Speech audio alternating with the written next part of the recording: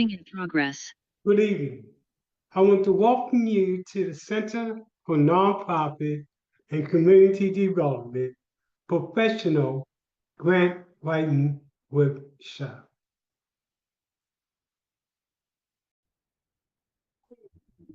Like no time before in recent history, nonprofits are facing a crisis. First, the reduction in terms of funding from the federal level. And the second whammy is the reduction in funding from corporations that are either closing up or downsizing. This workshop address that particular issue. We are delighted to host this exceptional grant event, bringing together participants from over 35 states and spanning 5 time zones. The diversity in our audience is truly remarkable. Youth, seniors, individuals from various backgrounds and experience, lay people, and seasonal professionals, including expert grant writers. Each participant contribution is a unique energy and collaborative spirit that this workshop brings together. As you can see, we have representatives from throughout the United States. The two new groups that have just joined us is North Dakota, South Dakota, and New Mexico. This hour and a half session is designed to be one of the most comprehensive explorations of grant development. We will cover every stage from conceptualization to implementation to ensuring that you leave equipped with an actionable insight and tools to strengthen your initiative and drive your lasting impact on the community. Whether you are a new grant writing or looking to deepen your expertise, this workshop promises to be an exciting experience to help you grow and transform your ideas into measurable success. That being said, thank you for joining us. Together, we can create a meaningful change and empower communities throughout the nation. Let's dive into the workshop.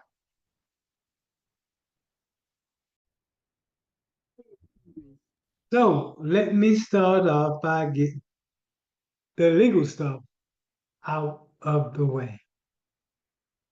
Please take a minute to read these laws on copyrights.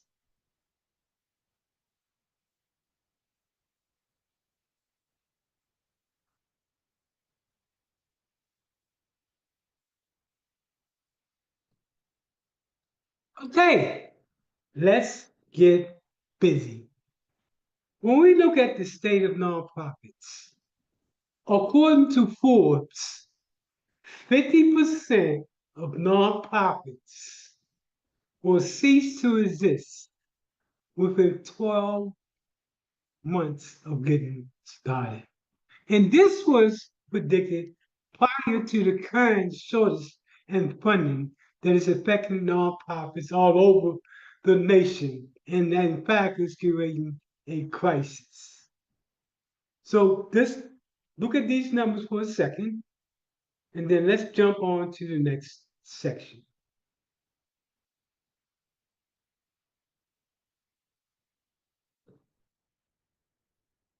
So that being said, What is our mission? Well, our focus is on empowering no organizations that drive meaningful changes in communities, that foster growth, religiously, religiously and lasting impact. In other words, they are creating positive change through empowering nonprofits. Let's talk a little bit about our comprehensive services. First, we provide assistance in proposal preparation and workshops, program development, community empowerment, strategic planning, social entrepreneurship, government procurement, organizational growth, and analytical insight. The nonprofit Center for Nonprofits started about 35 years ago. But it established itself in 2011. My background in community development and nonprofits spans 35 years. The mission for the Center for Nonprofit and Community Development is to provide technical support to startup and existing nonprofits to enhance their capacity to service their community. And we do specialize. We specialize in neighborhood planning and economic development, specifically in poverty stricken communities. We also focus on social entrepreneurship or social enterprise. And of course, we develop national models and best practices. When you look at our impact so far, we've assisted in terms of our training, as well as direct service, over 3,500 nonprofits, city agencies, and businesses across 35 states, and includes the faith community as well. We have provided support in getting over 500 nonprofits that 501c3 status. So let's talk about the different types of charitable organization. I promise you, tonight's discussion is going to be in-depth, comprehensive, but very informative, and is to provide you with the tools to change the narrative on how you think. There are two types of charitable organization that I'm going to talk about tonight. Of course, the one that I'm going to talk the most about is what's known as a 501c3 corporation. There's another type of charitable organization that I want to talk about just briefly, but I'm very impressed with the structure. This type of nonprofit is called a low profit limited liability company, or an L3C. An L3C is structured in such a way that a business can focus on profits at the same time having a mission-driven focus in terms of changing society. Let's talk about the key features of an L3C. First is mission oriented. Second is its flexibility to raise capital. That's right, it can raise capital to bring in money to its organization. And next is its eligibility for program-related investments. Program-related investments are loans that banks give to organizations like an L3C in order to help them to bring home their mission and their drive and in their programs. It is low interest loans or no interest loans. The same type of loans that your Fortune 500 corporation will get if they go to a bank or a financial institution. This status right here allows L3C to bring in its own equity because it can go to the bank and get a low interest loan and now use this low interest loan as equity to bring in money from all other types of ventures. Okay, and then finally, it is a for-profit entity, but it's focused on social good. Let's talk about some of the equity investment. As you might tell, I'm so excited about this new type of nonprofit. Although it's not all over the country yet, it is coming into play, and it's going to change the narrative when it comes to how do you create additional funding sources to bring in revenue, especially in light of what's going on with the crisis in the nonprofit world. Well, this type of entity can actually do equity investments, and it can do it in different categories, including direct business investments, corporate and equity investments, and stock related options. This type of charitable organization is going to change the narrative. But most of this presentation, again, is going to be on 501c3 corporation. Now, unfortunately, the only states that represent this new type of nonprofit is Illinois, Louisiana, Maine, Michigan, Rhode Island, Utah, Vermont, and Wyoming. Now, let's get into the heart of the 501c3. This part of the presentation is going to be broken into two areas. The first, and that's the section that you're looking at now, is going to talk about the nonprofit. What do you have to do in order to start a nonprofit? It's also going to talk about the different stages of a nonprofit. That being said, let's dive right in. Let's start with the question of what is a nonprofit? At the very least, nonprofit organizations reinvest any generated revenue back into their programs to maximize impact and to service their community effectively. That's the nature of a nonprofit. Now, if you're thinking about starting a nonprofit, the first thing we want to do is to begin to conceptualize things before we actually go to actually create things. The first thing we want to do if you're thinking about starting a nonprofit is to create a purpose. After you create your purpose, you want to create your vision. And then finally, you want to create your mission. Now, let's talk about the three stages of a nonprofit. Stage one. In stage one, and we call this the emerging stage. This is a stage where you put together everything that actually be to be incorporated and recognized as a 501c3.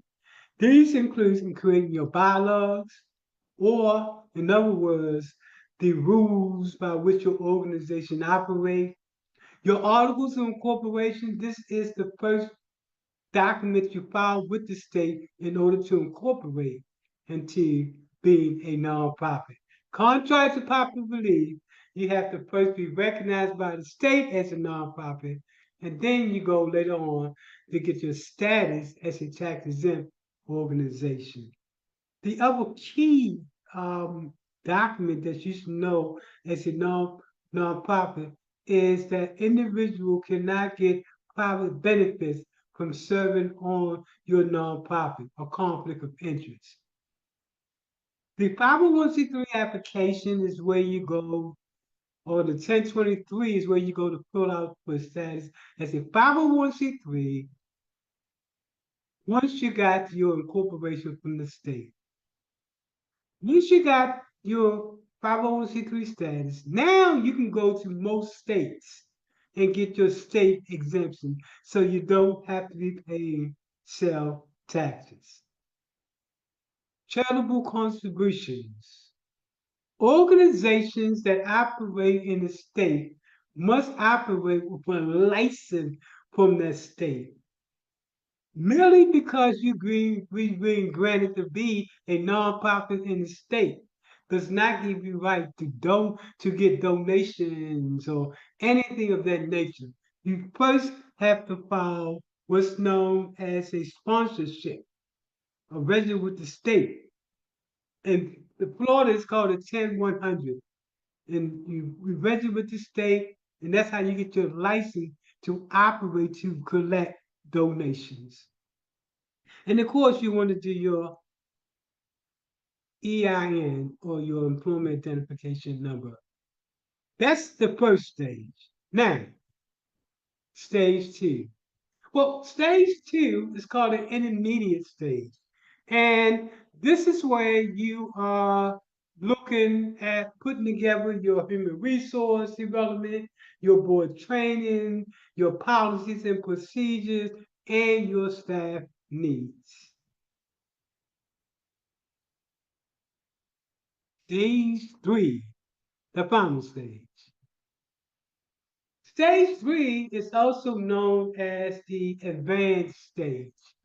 This is when you want to have together your organizational operation strategy, program development, funding development, how you're going to grow your nonprofit, your financial management system, how you're going to market the nonprofit, public relationship, and your online presence. Every nonprofit should be a critical thinker. Let's talk about some key skills that nonprofits should have in that particular respect. First, nonprofits should be able to do what's known as a root cause analysis. Second, nonprofits should be able to do decision making frameworks.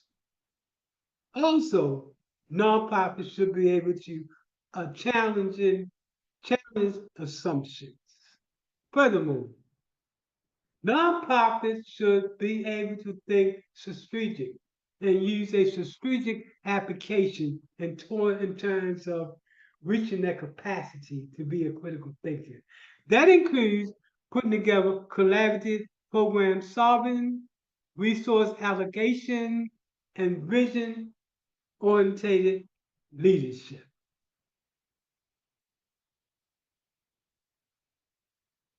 Now, from vision to reality, masterminding grants and organizational development. Notice this is one of very few organizations that not only do grants, but also do organizational development. Because if you're not fit in a position to get that grant, you won't get that grant. So we teach not only how to write it, but also what you need to be structurally to be a sound nonprofit.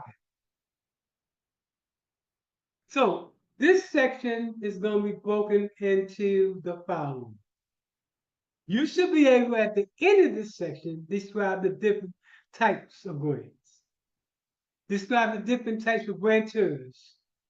You should be able to identify research tools available to those people that are seeking grants. You should be able to describe the fundamental of writing a grant as well as the process.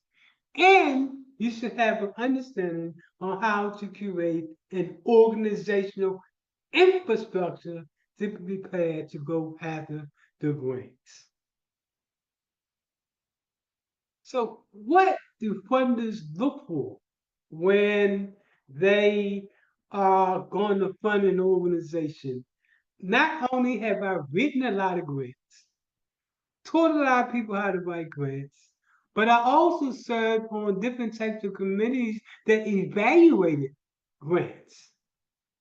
So I'm in a good position to say, what are those grants mistakes and what are the ones that are going to make the cut? As you know, especially during this time with grants being less and less.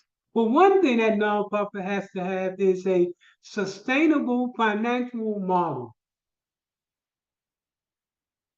It should be able to provide both soft and hard data support to show what your need and what is the problem of your community. It should, and this is important, it should have measurement tools that you use to show success. You should be able to, at the end of the day, have a plan that's plausible, feasible, sustainable, sellable, and that is fundable. Those are the criteria that funders look at. Now, let's talk about grants. What are the different types of grants? Well, the first type of grant is known as an unrestricted grant. These types of grants, known as unrestricted grants, are far and few. These funds can be used for general support purposes. Most grants are what's known as program or project grants. And then you have seed money. Then we have what's known as capital grants. You know, you're buying up land, you're buying large equipment, you're building things. Endowment grants. Then we also have what's known as challenge grants. These are grants when an organization say to you or funders say to you, well, if you want 100,000, we'll give you 80,000, but you have to tell us where you're going to get your remaining 20,000 pounds. And then the last category or type of grant is called in-kind support or pro bono. This is so important, especially if you're a new nonprofit.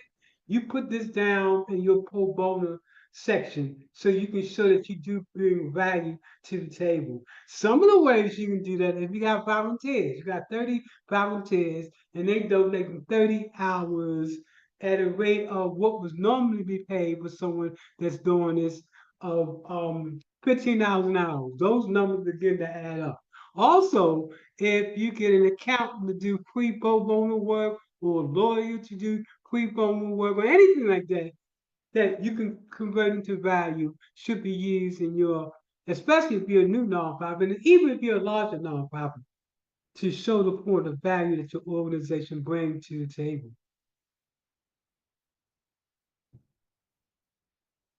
Okay, let's continue. Now, let's talk about what are the different types of grants that's out there. Talk about the different categories. First, we're going to talk about individuals. Individual grants are by far donors that give the most money. Individuals, people that you know. There are, and you look at this graph right here, some and some advantages and disadvantages. Looking at the individual column directly across from that is what we call advantages. And directly across from that column is what we call disadvantages. Now, again, individuals could file the most. Under individuals is community and, I'm sorry, family and community foundation that give money. Then you got corporate foundations that give money. Then you got what's known as federated funds like the United Way. And lastly, you have what's known as government funds. And unfortunately, as we know, that pot of money that used to be reliable is no longer reliable as the federal government begins to cut out a lot of funding. And knowing that the federal government provides support for a whole lot of nonprofits. We literally have to think differently and put together a strategy that allows us to survive the storm. Again, this is going to be an hour and a long presentation, and we're going to talk about how do we do that. So, what about where the money is? How do we find the money when we go on to search for a grant? The first thing is to begin to look at what are the tools that we can use. And that includes the following. I'm only going to mention some, but you can look at this list and decide which ones you want to go for. By far, I think one of the ones that is most advanced is the Foundation Center. Because it really is to provide you with literally tens of thousands of grantors from around the world that give funding. So that's a good source to use. Grants.gov is good to use if you're going for a federal grant. And GrantStation is also a good source to use to go after to find out where the money is. You basically, with these resources, can type in, for example, I want to do a youth program in Virginia, and I need $100,000. It will literally come back with everybody that's giving money in the state of Virginia, be they in Virginia or out of Virginia, for that particular pot of money for that particular subject matter that you want to cover. Here's some things that you should take away on this thing called grants and how to increase your chances. First, there are 4 steps that I've used to creating a competitive funding edge. First, make sure you read the application, fight for the application, and read the forms and the guidelines. Next, contact organization that received the grant in the past to get a feel for them as to how you can increase your chances. Also, contact those who were past reviewer of grants to get a feel for them as to how they scored the grant and how can your grant be more compatible. Now, to get that information, you can go to the Foundation Center and put in the information. For example, if you want to know Bank of America, you want to know, hey, who's the past groups that received that money? And you also want to know who was the past reviewers on that. You can get that information and much more information on the Foundation Center. So you actually can drill down. And then finally, make sure you speak to the program officer. So we got that packet now for that RFP, and the RFP is a grant for proposal. And you got that in hand, you want to contact the program officer who's overseeing that particular grant to inquire as to whether or not your organization is going to meet those particulars. Folks, I can't overemphasize this 4 process approach to receiving grants. And again, I have worked with organizations to receive over $45 million over the years of me being in this thing called the nonprofit world. So I know a little something, something.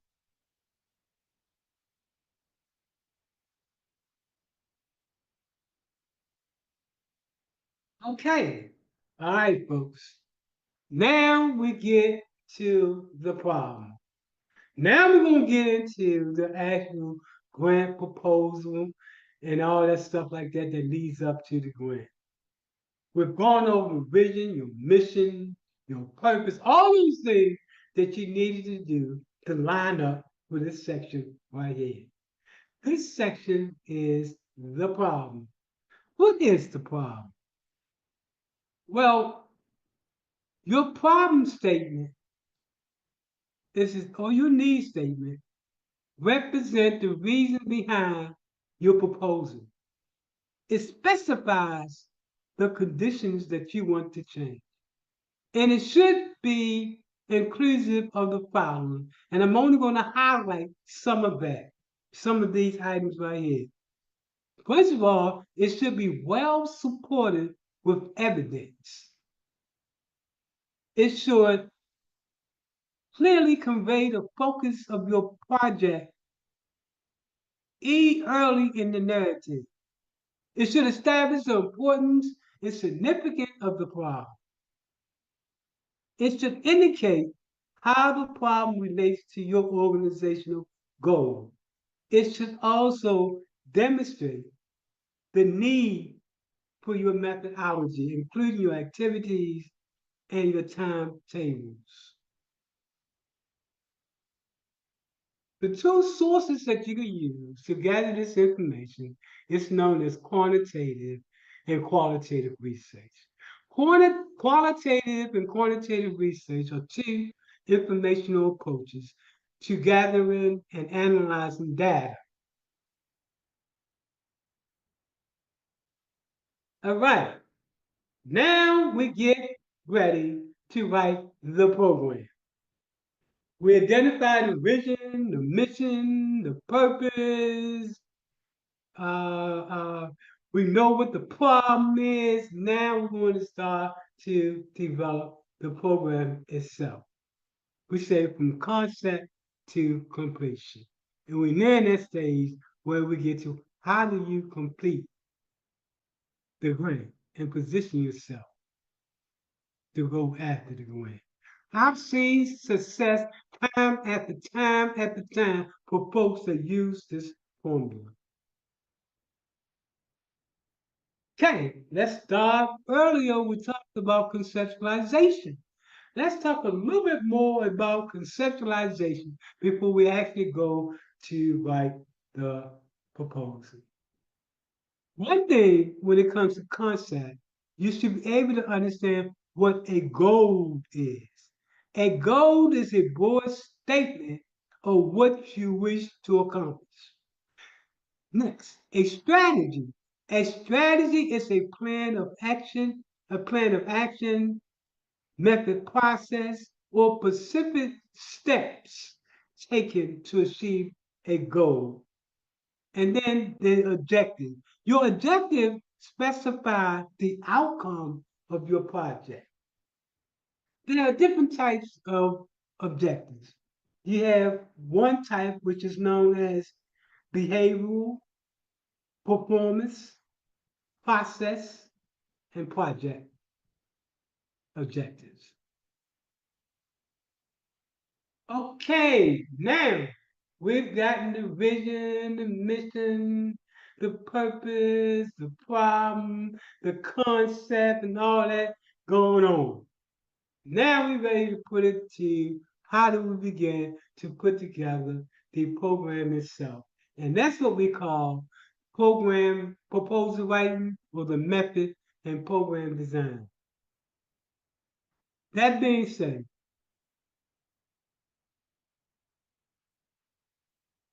the method section describes your project activities in detail, indicating your objectives, the objectives you will accomplish. It should include some of the following. First, the purpose. You should provide a clear roadmap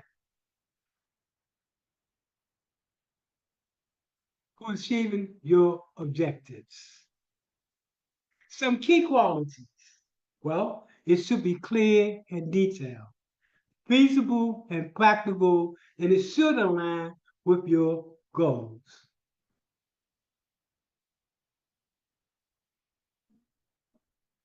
So let's talk about some key components. The first component is that it should have a strategy for accomplishing all of your objectives. That is, it should break down your activities for each objective, set benchmarks and milestones, and justify selected methods.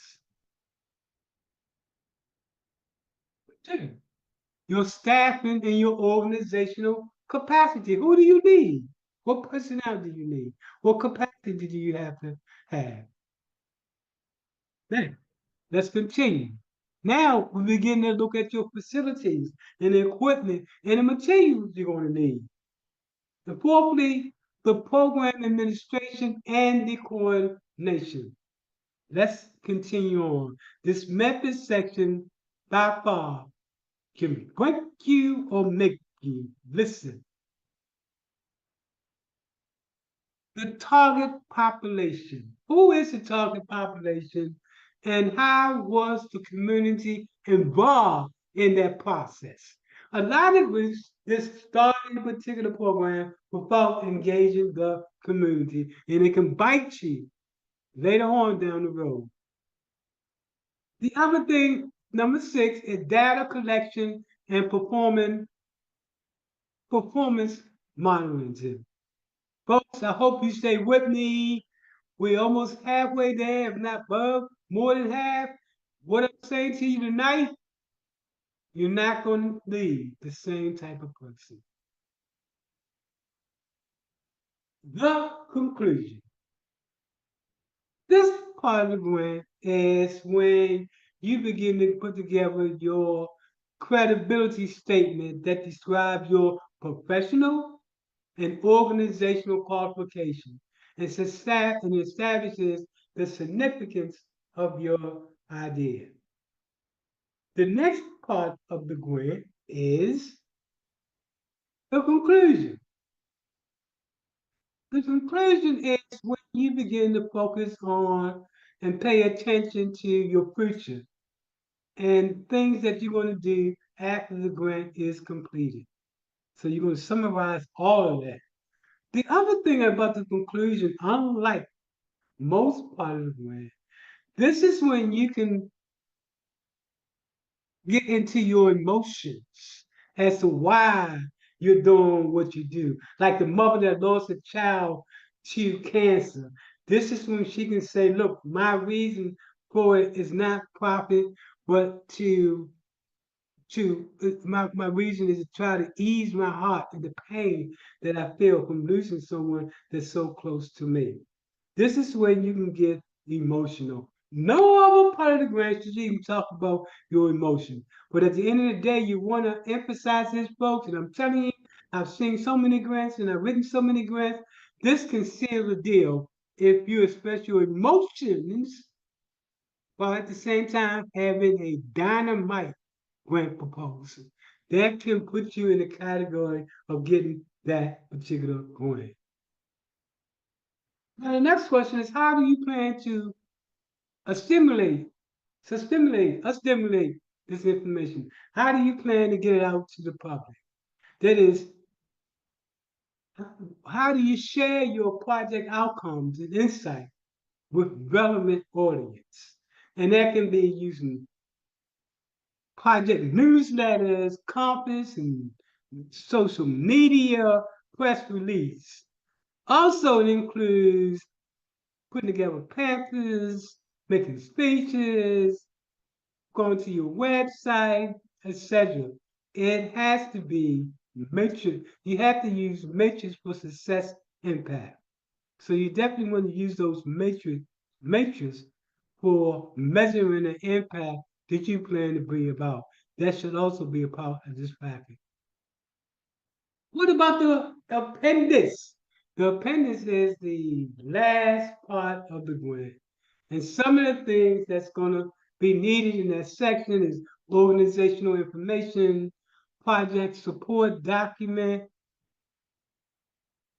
also uh, background information, technical and data resources, and additional communication tools.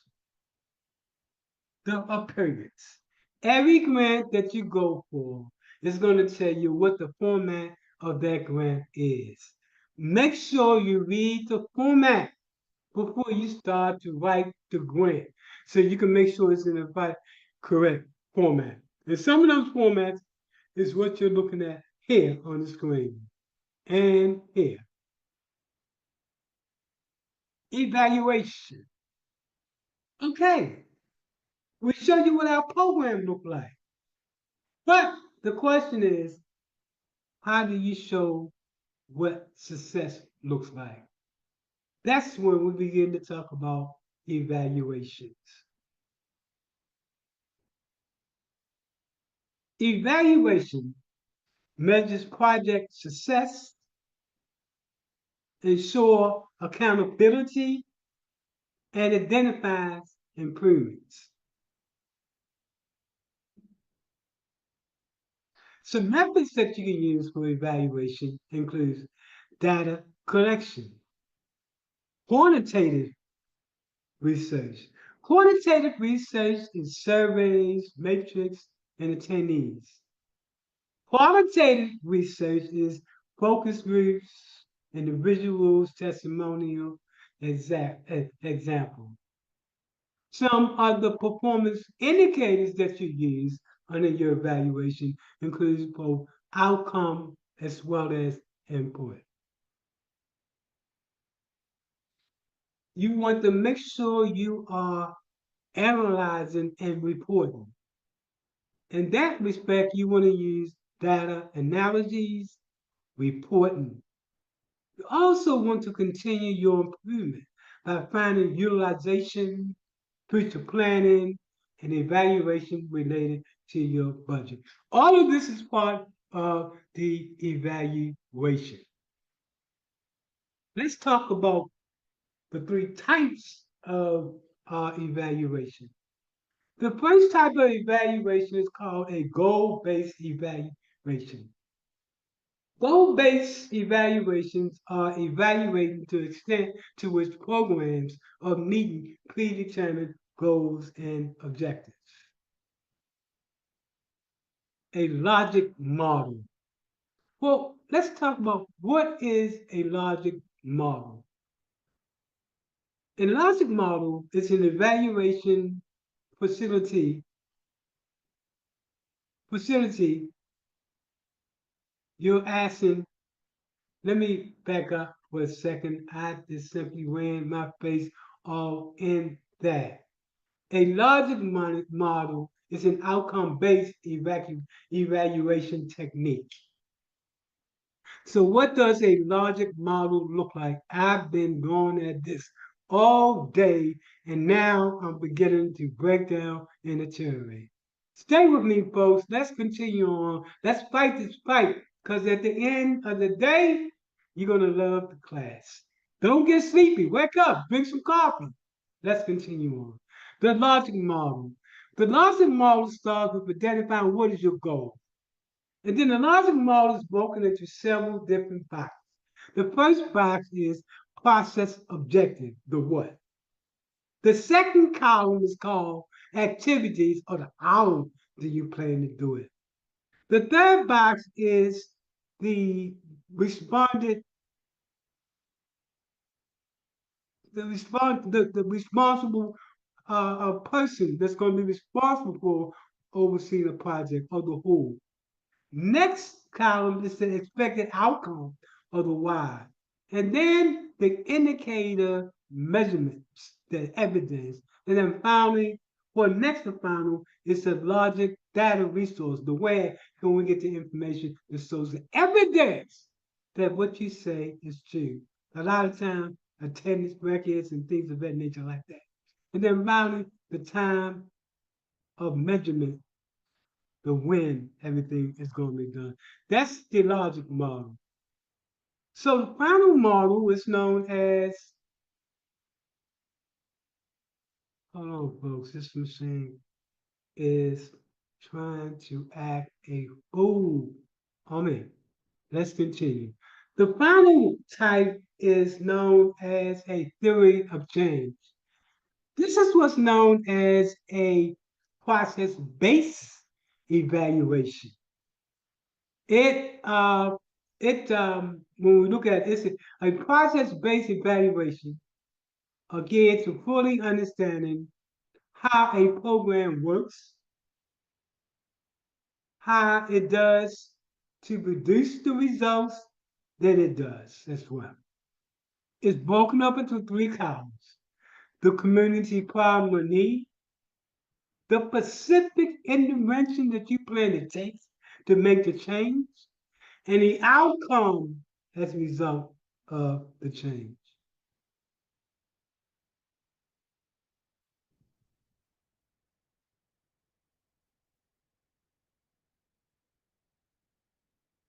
The organization.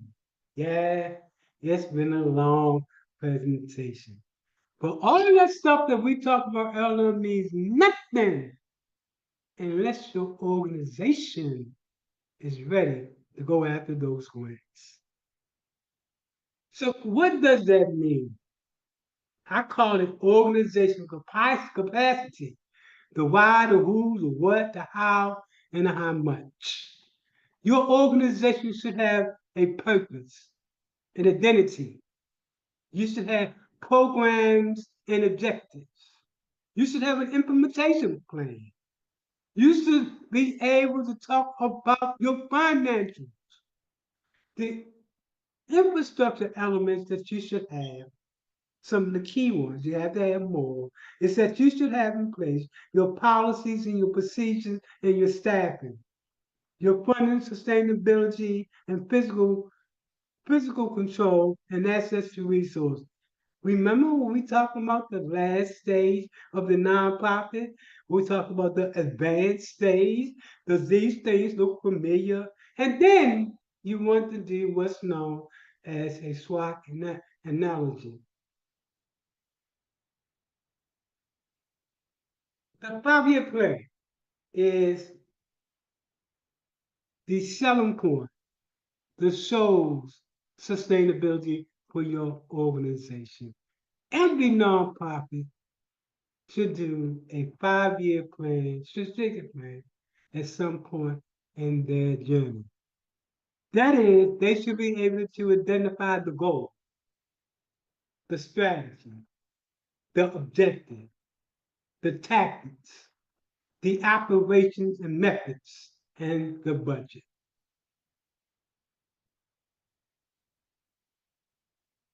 Okay, we're getting there, folks. We're getting there. A lot of information. So, what's another tool we can use to make sure we're ahead of our game? Well, SWOT analogy. What is it? Well, it's a strategic planning tool used to evaluate. It looks at your strengths, your weaknesses, your opportunities, and your threats. You have to do this in order to make sure that you're sustainable and that you're paying attention. What are your strengths? What are your weaknesses? What are your opportunities and what are your threats? Normally, this is done before the strategic plan. Because once you've done your SWOT analogy, now you can go to the strategic plan to address how do we increase strength, reduce, reduce weakness, increase opportunities, and reduce threats. 4 components of a strong organization. You should have a value statement. That is, what do you believe in? You should have a mission statement. Why do you exist? These two are part of your long-term organization aspiration. You should also have a vision. A vision is where you are going, as well as and a vision is the intermediate step. And then your short-term goals or your short-term focus is on your strategies and your tactics. This is an example of a strong organization. We go back to stage 3, folks. This is when you know you're part of the big boys and the big girls. And then, where's the money coming from? How do you bring in money into your organization? Let's get ready.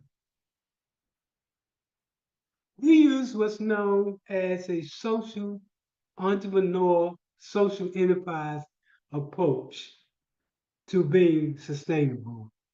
It's not focused so much on grants as it's focused on earned income.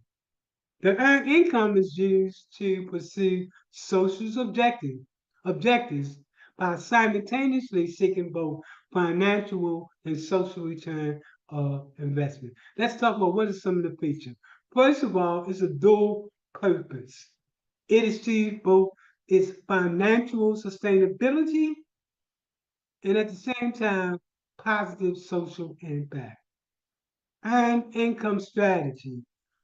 Nonprofit generate revenue through goods and services that align with their mission. If you're not focused on doing earned income strategies, and if you are only looking at focus at grants, you should not go further. But if you do want to last, let's continue on. Earn income when you create your own nonprofit business, and it's done every day. Then the third thing is diversify funding sources. That is, combine public subsidies and charitable donations to reduce reliance on one source. And then, this is important, impact measurements. Make sure you got those impact measurements. The measure. So, and a lot of people hate this. I understand. That's why you can get yourself an accountant, or you can buy some software to do it for you. But it's important that you at least understand what a budget is. A budget is more than a statement of proposed expenditures. It's an alternate way of expressing your project. There are different types of costs associated with a budget. One is called direct costs. The other is indirect costs. And then beyond that is cost sharing, and finally in kind. Now, how can artificial intelligence change the narrative? And trust me, folks, if we don't have a command of artificial intelligence and have it going throughout your nonprofit, your success rate or success is going to be downsized. Let's talk about some components that artificial intelligence can do. First, it can do fundraising and donor engagement. It can do automated routine tasks, data analysis and insights, including measuring impact, and looking at trends.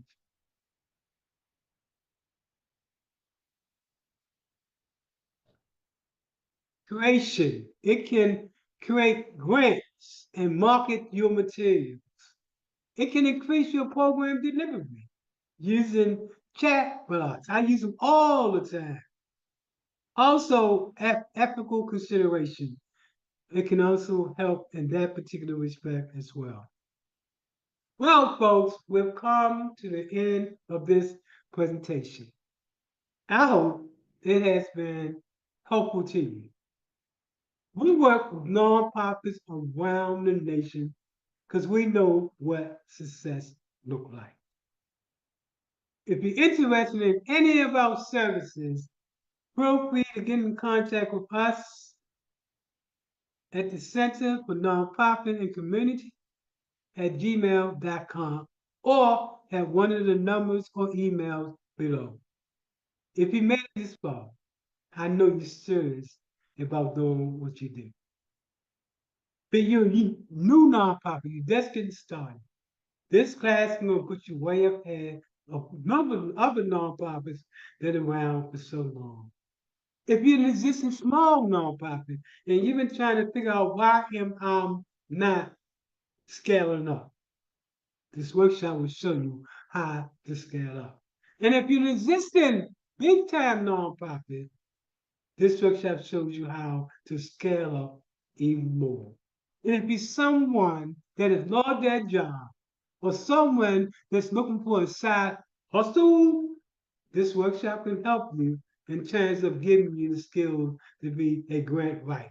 A grant writer can earn anywhere from 25 up to 500 up to $1,000 an hour. Again, thank you. It's been a pleasure, and I'm looking forward to doing some business with each of you.